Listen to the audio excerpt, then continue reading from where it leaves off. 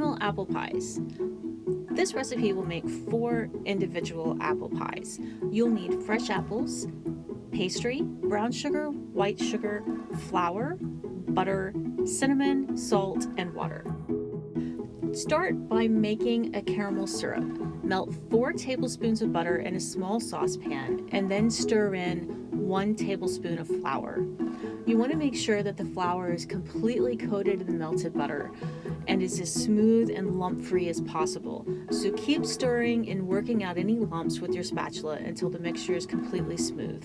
Then stir in the white sugar, the brown sugar, the salt, and a 1/4 cup of water. Stir this mixture until the sugars are completely moistened, and then bring the mixture to a boil, reduce the heat, and simmer for 5 minutes.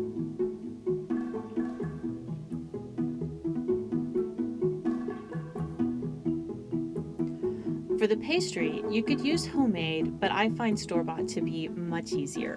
Roll the pastry out a little thinner than what it is when it comes out of the package, and then use a bowl as a guide to cut 4 pastry circles about 6 inches or less depending on the size of your pie plates. I was able to cut 2 circles from each of my crusts, so I got a total of 4 circles.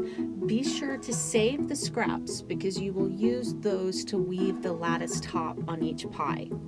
Once you have cut out your circles, line each miniature pie plate with a crust and then divide the apples among the pie plates. You would also sprinkle your cinnamon here, but I forgot this step, so I stirred the cinnamon into my caramel syrup.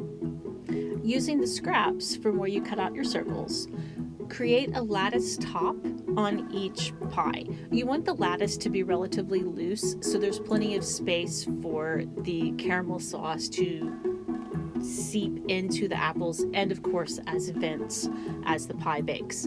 Once you have formed the lattice crust on each pie, place the pies on a parchment-roamed baking sheet and then drizzle in your caramel sauce. This is a slow process, so be patient.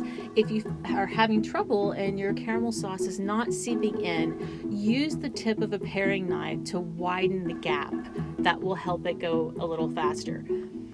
Once you have divided the caramel among all of your pies, kind of spread any of that caramel sauce that's on top across the crust so that there's a relatively even coating.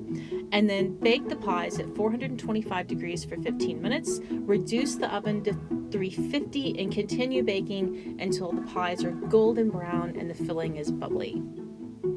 Let the pies cool completely before serving and then enjoy. I hope you liked this video. For more cooking videos and recipes, visit us at arkansasonline.com/cooking.